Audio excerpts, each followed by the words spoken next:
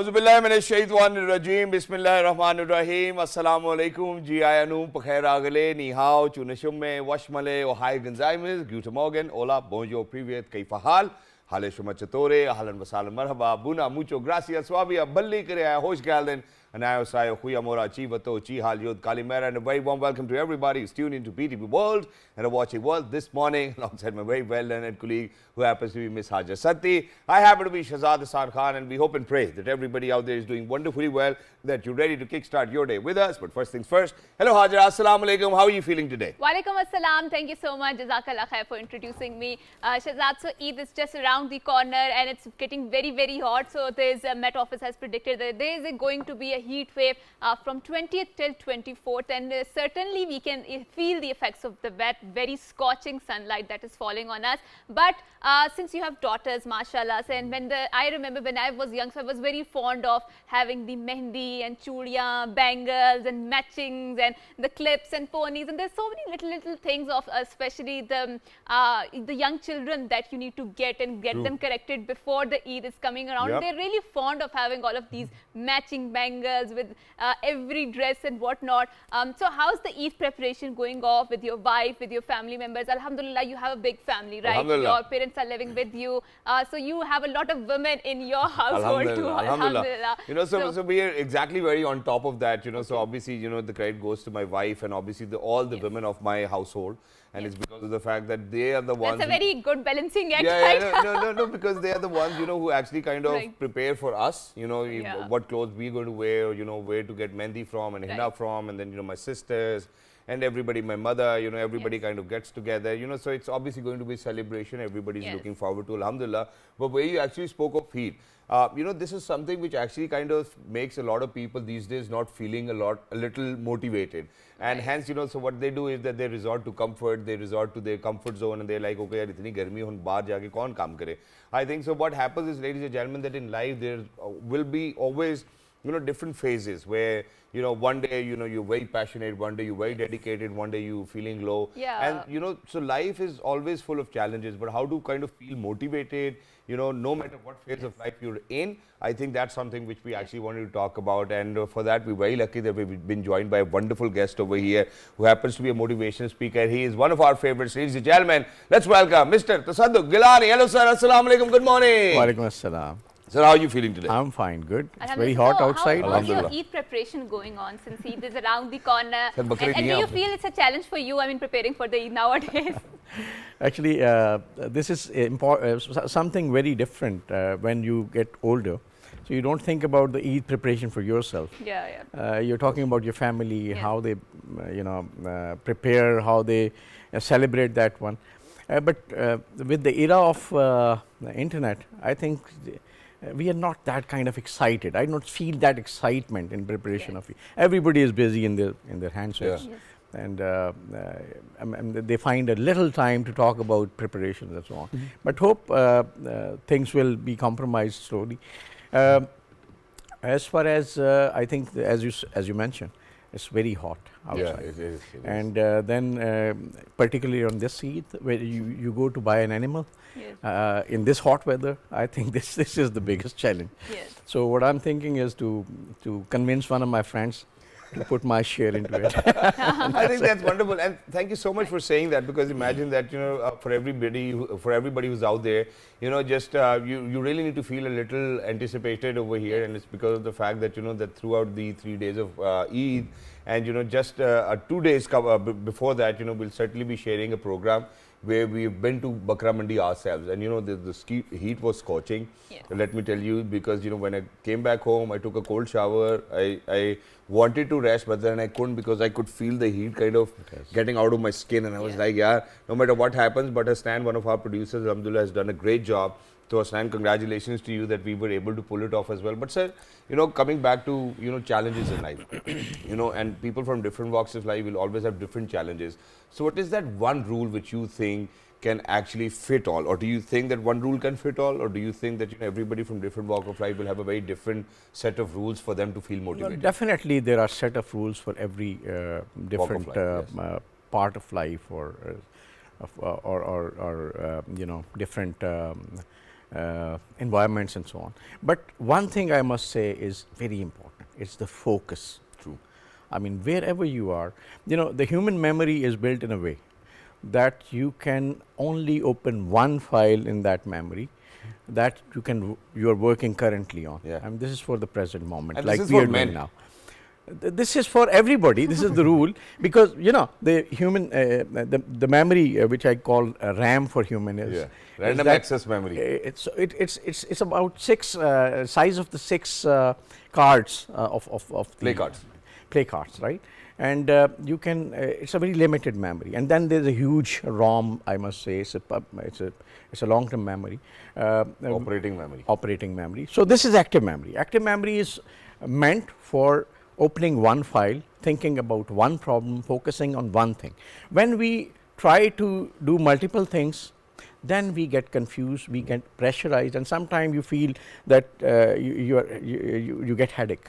Yeah. Because this is overflow of the things. Like you open so many files in your computer, and then sometimes it gets slower, and if you do it more, then it will be hanged up. But women are generally thought to be more a multitasker. Yes. So, for example, they can be working ladies, but at the same time, they're also running their houses, raising their kids. So, can you more explain what do you mean to say is that you can only open one file? Because exactly. I do feel that my mom has been working lady for quite some time, but after her kids, so she left her job. But I think she can multitask a lot. I think this is a very good question. And this is actually how to understand this.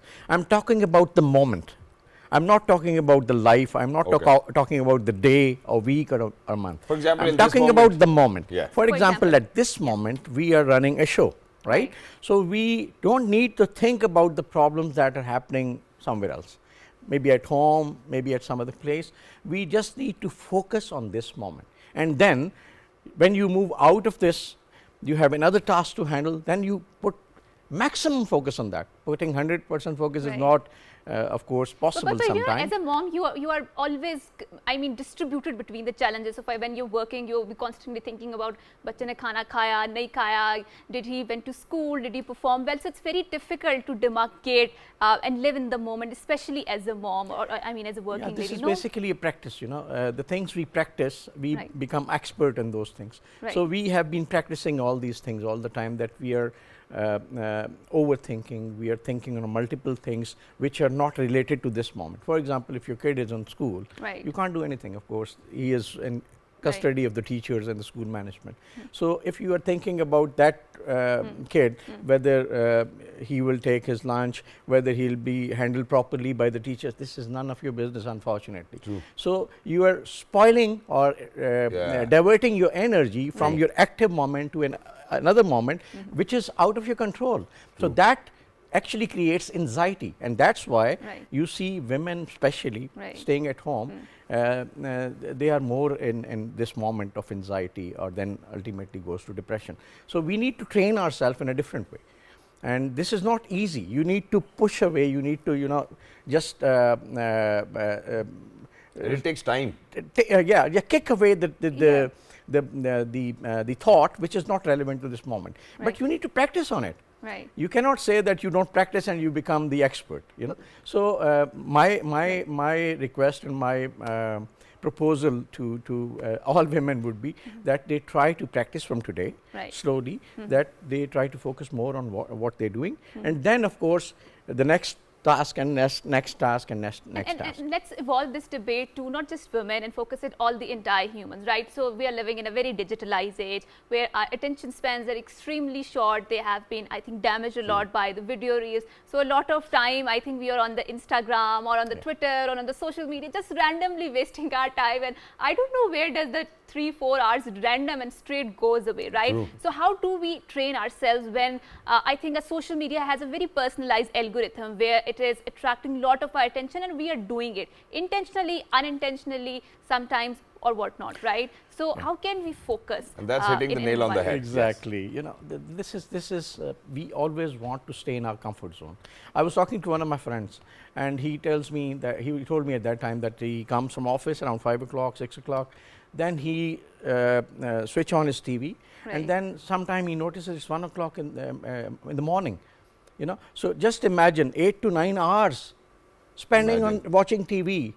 you can do hell of another task, you know, on that, or take rest at least. So the thing is, this is the comfort zone, and the key of success is you should be capable enough to bring you out of this comfort zone. Exactly, but sir, at this point of time, I would like to ask you this, and this is something which, you know, I believe that people who are of progressive nature would actually come across. This is a thought, and I've come across such a thought, and alhamdulillah, I was able to kind of do that for myself as well. But I would want you to kind of share it with audiences that, you know, when you're on phone, you know, there is always a moment when your brain tells you that, hey, you know what, you're just wasting your time. Yes. You know, it's not going to kind of contribute towards your success, or, you know, what you want to achieve, or your goal or your dream. So what happens is that all of a sudden, you know, my thought process tells me that, okay, why don't you, because once we do not have a task to ourselves, what happens is that, you know, we feel that, you know, we're easy, you know, we do not go behind anything, we do not chase our dreams and whatnot, and we all of a sudden are in our comfort zone. But people who were lucky enough to get out of this were the people who created the task for themselves. Yes. How do you think that an individual who actually comes across this thought that, hey, you know what, I'm wasting a lot of time on my cell phone or devices, how do they create a task for themselves? Exactly. That's a good question. There could be two things, in my opinion. One is that you organize yourself in a way that maybe you put an alarm somewhere and say, okay, now this is the time. I have to get up, do another thing. But then there should be an organized chart for you. You know, okay, I have to do this thing, this thing, this thing, you know, and then so you organize yourself. Second thing is, if you are helpless, because sometimes it's not easy for you, it's easy to say, but it's not easy to do, then you need someone to help you. And that is, of course, your mentor, your colleague, who's going to tell you, your family member, whoever the person is. That person, like sometime moms say, okay, now get rid of it, go out, you know, go play, don't do it, you know, you're always on phone. Maybe in negative way, but it's the same purpose that, you know, just come out of this comfort zone. I think nowadays moms are also so much addicted to a mobile phone that they hardly say that, because we are so much disconnected from our true selves. Like you mentioned, there's so many distractions out there. How do we find a focus in the first place and make sure, so I'm talking more in a form of the life goals or the goals to achieve, because there's so much distractions out there nowadays. And I mean, believe it or not, but mobile is a very good escape. It's a very good attraction, because you can find so many content. And you relax too at times, you know, if really that's the kind of content you're watching. Yes, it really soothes you a lot of times, because you just don't want to face the true reality out there. And it's very comforting to disconnect from that reality and have a very fake sort of connection with the mobile phone. How do you think we do that? So basically, you can divide it into two parts again. One is that we are all living without an objective in life. Honestly, there are no goals. Most of us, we just, I think, almost everyone. Go with the flow. Unfortunately, they're going with the flow. So the thing is, if you go with the flow, then of course you cannot fly high. Like the falcon does. But you're going to be an average. The falcon flies against the wind, you know. So this is the root of the life, that if you want to grow, then you have to go against your comfort zone. This is one thing. And for this purpose, as I said, you need to make a goal. There could be different goals. Goal can be for your career, goal can be for your social life, goal can be for your family life, and so on. So set up your goals. What do you want to achieve? And set up a timeline. When? Then of course that pushes you in an organized way. Of course, if you want to go to Lahore, for example, you know you want to go to Lahore, you will turn your car to that direction. If you don't know where you want to go, obviously you can. I mean, you will just still be going in a around. circle. Exactly. But sir, over here, a second thing is important thing is that if the people are passionate enough to use mobile phone or social network, then they should find a way to use it creatively. Like, you know, there are so many bloggers, there are so many people who are giving information, earning money, making it as a business. Then try to turn them towards that direction. Okay, do it, but do it in an organized way. That is another option. Exactly, and it's really very important as well. And you know, this is something which I felt, because just very recently I've made my own YouTube channel. It goes with the name of Shahzad Khan 037. If you get a chance, please make sure that you subscribe. That's marketing in the first place. Now, what I've realized is that my focus, rather than watching more videos, now what I do is that I divert my attention in creating more videos. Rather than watching more videos, I would want myself that, okay, that the kind of videos I like watching, why don't I make those videos? So now what happens is that I hardly get time because I'm rather shooting on my cell phone, rather going out, making sure that I shoot a vlog which is going to be for people out there. And so there's lesser time for me to be on the cell phone. But what I do now is that whenever I'm watching a video, I'll probably watch it from a perspective that, okay, this is the kind of content which is being watched by people. How can I contribute to that? Number one. Number two, sir, now where we talk about, setting goals, it's very difficult, because, the kind of household we've been brought up in, every now and then, people would tell you, bada karo kuch bada karo. Nobody's going to tell you wo bada kya hai. Exactly. Nobody knows what that big thing is, so obviously everybody's got their own journey and they'll figure it out in the later parts of their life. But what happens is that, when you set a goal, for example, if somebody has inspired you so much and, you take aspiration for people, heroes like, Shahid Afridi, there might be a lot of people who want to play cricket and be like Shahid Afridi, but they're not good at it, right? So there needs to be a moment of realization that, hey, you know what, probably, this is not for me. So how do you think that that one particular gentleman or lady or woman should decide on what grounds that, okay, this might not probably be for me, let's try something else? Because this is one lesson which I got from Mr. Bakar Zaka. He's been a mentor to me. People have a very different image of his on television, but off screen he's a very well-learned guy. So he told me once that, okay, if one program does not work, make another one.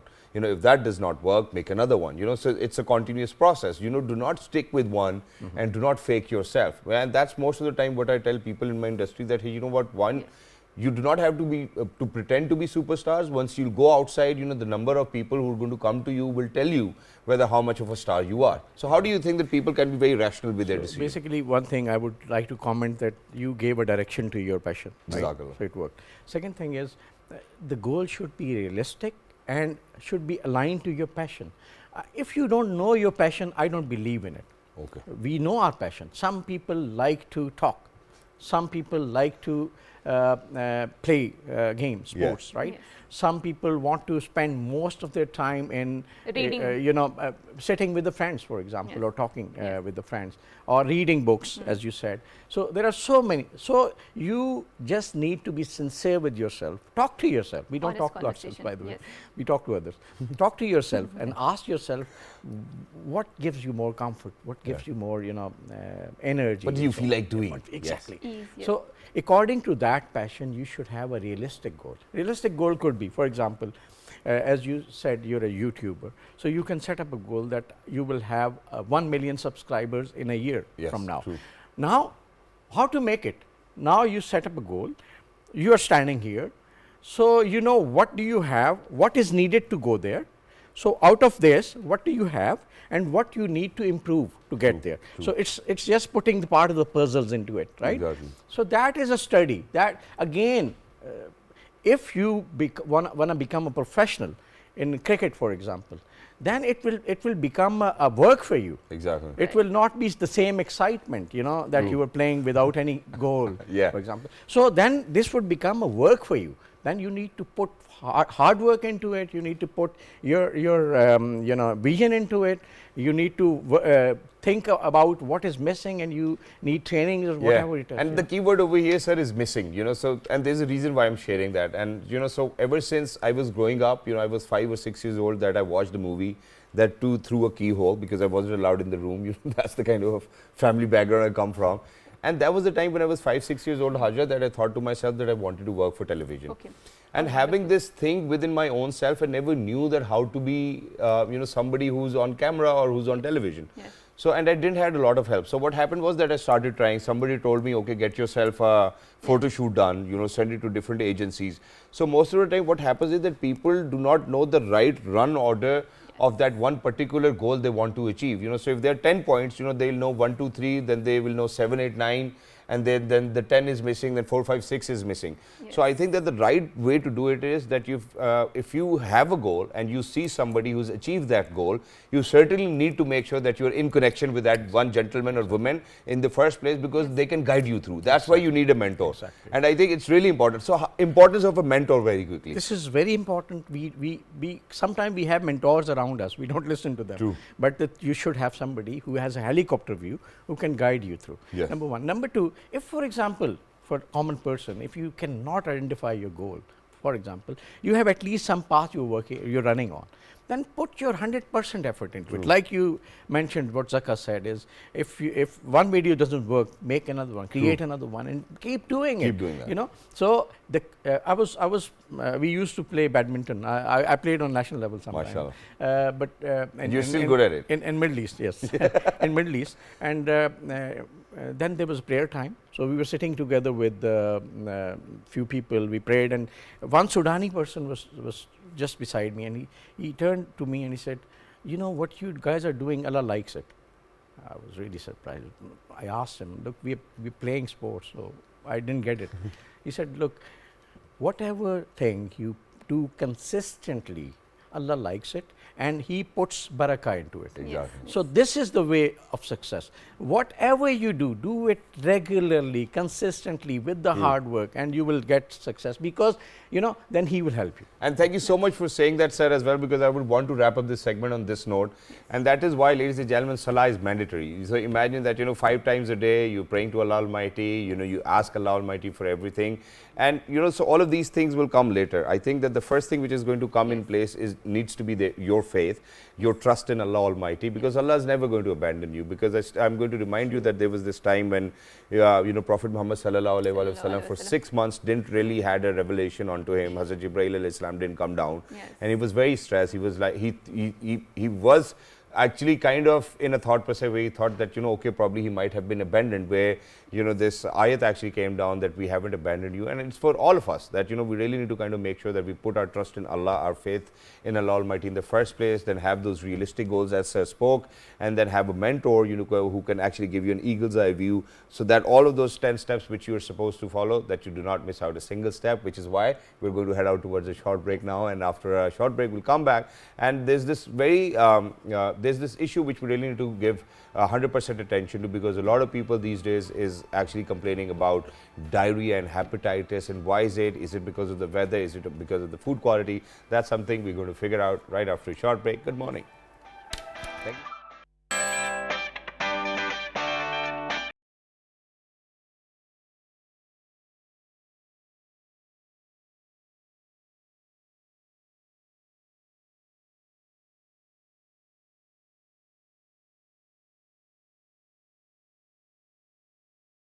Before going on to the break, Shahzad was talking about offering salah, and that was wonderful advice, because namaz keeps you from all of these diseases. It is a best source for your spiritual cleansing. And not just that, before namaz we have to offer the ablution, the wuzu, right? And that the water cleanses you off from a lot of other, I think, the physical diseases and the germs and whatnot, right? And that is also a way to keep yourself more healthy. So we're talking about the health, and also Shahzad talked about and alluded to a lot of diseases that are naturally taking place nowadays. And especially we have seen that there was a diarrhea outbreak in Islamabad.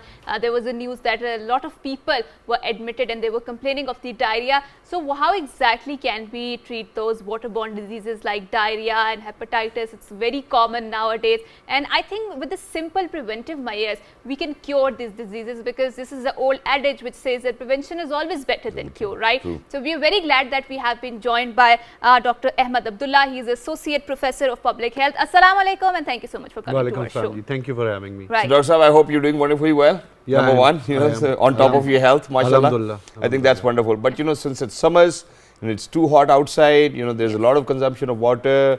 We certainly, first of all, would want to figure out, why do you think that there's this outbreak of diarrhea all of a sudden in this weather? Because that's something which is repetitively happening, and that too in summers only. Please go ahead. So before we move on to this, we have to realize that different kinds of environments facilitate different kinds of organisms and different kinds of germs to function. So the germs that cause conditions like diarrhea and loose motions, vomiting, hepatitis A and E, all of these germs spread well during the summer seasons. As you already know that during the winter seasons we get a lot of respiratory infections, but in the summers, influenza and everything. Yeah. Yes. So in the summers we get a lot of gastrointestinal infections. So because people are consuming a lot of water, and as we were discussing that nowadays the trend of eating out is increasing day by day. That's why you don't people, when food is prepared on a commercial scale, the kind of care that we take at home is not taken care. Yeah, and even at home, you know, I must remind all of our audiences out there that imagine that, you know, I think it was just yesterday that I asked my mother that if, you know, I can get a glass of thandi lassi, and you know, so all of a sudden she goes like, yaar, dahi nahi jam raha aajkal, you know, so that's the kind of a weather it is, that, you know, that we cannot get yogurt out of, you know, whatever milk or whatever the apparatus I think that is something wrong with the milk, because it's very hot and naturally dahi jamna chahiye, so you really need to check the That's exactly what my mother said. Yes. I was like, probably it's just too hot, you know, that it's not taking place. No, the so entire process. it should do that because it's hot, so it needs the heat to, I mean, have doodh mein that gadbad hai. yes, that you need to check with the milk vendor. So coming back to you, Dr. Saab, so is there appetite linked with the atmosphere or with the climate outside? Because you naturally feel when you are into the mountainous areas which have a low temperature, you really want to eat more, but when it's very hot, you really don't want to eat anything, because especially nowadays where there's a heat wave going on. Number one, what do we need to do in order to prevent ourselves from falling ill in this heat wave? And secondly, what about our appetite, especially when you really don't want to eat in this heat wave? How does that affect your health in the first place? So first we'll discuss the appetite thing. Yes. So our body has the all living things have the concept of metabolism. Right. So it is the amount of energy that our body breaks the food down and then creates it into energy. Right. So in the summers we don't need that much energy.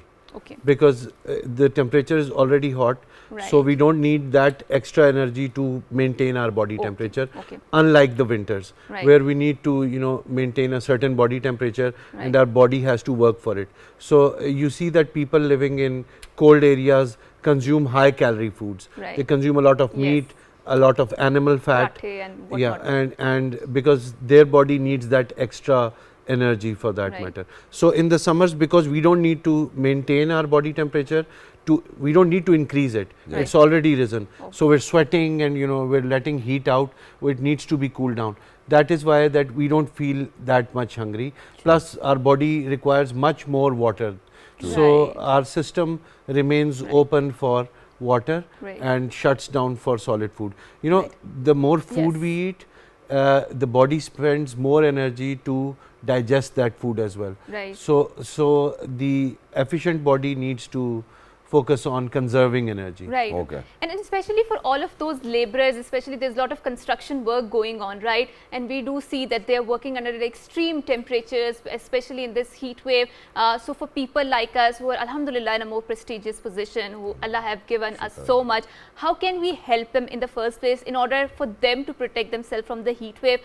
Should we supply them with the more fluids, or in terms of the food, what do you recommend? And what do you recommend, how can they prevent themselves from this heat wave? So it's not just about water. Yes. It's also about the electrolytes. Okay. So the things like sodium, potassium, chloride, which we can find in which ORS? You can get ORS, oral rehydration solutions. Plus you can have drinks like lemonades, or you can make lassi with some salt in it. Right. Not salt, yeah, meethi zara mazedar. You know, that's exactly what my mother said as well. But after lassi, you just feel so sleepy. You know, so it's better to have a lemonade. The point is that if you make a hyperosmotic solution, okay. so a solution that has more sugar in it, okay. that will make you feel even thirstier. Okay. Because it will take away. So salt will retain water in your body. So I think that's something which sodium is retains water in the body for a longer period of time. So that is why, because if we drink pure water, that is going to be sweated out or urinated out of our body. So that's wonderful. But now let's bring it back to, you know, the diarrhea outbreak and the hepatitis outbreak. So what are the core reasons first of all, and then what solutions do you have for each and everybody out there to be very careful? So when we're generally discussing the concept of waterborne diseases, we need to think of two main areas. One is chemical contamination, okay. and the other is contamination with germs. Okay. And so we have a lot of chemical contamination going on, because a huge proportion of Pakistan's population, around 47%, do not have access to clean drinking water. Yes. True. And that includes a lot of chemicals. We have one of the highest arsenic rates in our drinking water. By the way, this is my personal study, but I believe that this has something to do with the prevalence of diabetes in the country as well, because too much arsenic in the water can eventually overload the pancreas and cause conditions like diabetes and so the other area that we were talking about are the biological agents, the bacteria, the viruses that we get through water. So conditions which cause diarrhea and dysentery. Diarrhea is loose motions and dysentery is loose motions with blood. So there are some bacteria and protozoal agents, single cellular organisms, which cause diarrhea, and usually bacterial illnesses are accompanied by fever and a toxic looking patient. And then we have viral illnesses as well. So hepatitis A and E are also spread by unclean drinking water. Contrary to the common belief that hepatitis B and C are related to drinking water, B and C are related to inoculation. So anyone getting a dirty blood sample, anyone being treated with unclean surgical equipment, with unclean dental equipment, or unprotected sex, these are the modes of transmission of hepatitis B and C. But for A and E, we are seeing an outbreak these days. Jisko we call it Pila Yarkan, and the other ones are called Kala Yarkan. God forbid, if it's not treated, it can be fatal too, right? Because of the complications it causes, because of the dehydration, it could be fatal. Otherwise, hepatitis A and E are considered to be self-limiting diseases. So they complete a cycle of 7 to 10 days and then they wean off. And then what happens is that, since I happen to be an ambassador for this antimicrobial campaign as well, because, a lot of times whenever we go to a doctor, I think what we're going to get is an antibiotic course. And so over the course of years, what we have seen is that people who've used a lot of antibiotics to treat all of such illnesses, what happens is that that develop immunity, the body develops immunity against the antibiotics. So now, God forbid, it does not. So that's not I'll clarify this. The body does not develop resistance. The germs develop resistance against the antibiotics. Thank you so much for saying that. So which is why, in addition to that, what I would want to ask you is, do you think that there are other recommendations by doctors other than antibiotics? How do you think that doctors can actually treat it? So rather than germs having that immunity, they should be killed in the first place, and not that we have to resort to antibiotics every time. So most diseases have their natural course, and if you let that natural course run, the body is prepared to fix itself. Our role is to avoid complications. So we don't, if someone gets diarrhea from a bacterial infection, we don't need to treat the bacterial infection. The body is trying to get rid of it. That's why it is causing diarrhea. We just need to focus on the fact that the person doesn't get too dehydrated during the process. And we also need to replenish the electrolytes. And now we're for a couple of years now we're using probiotic agents. So good bacteria, because when we give antibiotics to a person, that not only kills the bad bacteria, it also kills the good bacteria. This is the concept of microbiome. So our body has more germ DNA on it than our actual DNA. So now what will be your recommendations for people, God forbid, if they're going through diarrhea or waterborne diseases that we have spoken about? How do you think people should be careful? One, who have got them. Two, who certainly didn't get it but should avoid it. So first of all, clean drinking water, clean hands, clean food items, and clean surfaces where you make the food, and avoid eating outside food. And if you eat it, see to it that it is properly cooked. And if you think that it smells weird or tastes weird, don't go ahead. Stop eating. Don't take the risk. I think these are very difficult suggestions to implement, because the aroma of the street food is so wafting and so enticing that's really difficult to waft from. Because obviously you need to focus more on your health, because health comes first, right? And if you have a good and healthy body and mind, then obviously you are going to perform at the optimum level. But thank you so much, Dr. Saab, for coming here. But Haja, in addition to this, there's one more thing which I would want to mention over here, and that is that imagine that our refrigerators and freezers we use at home are not even working properly these days, because of the heat outside.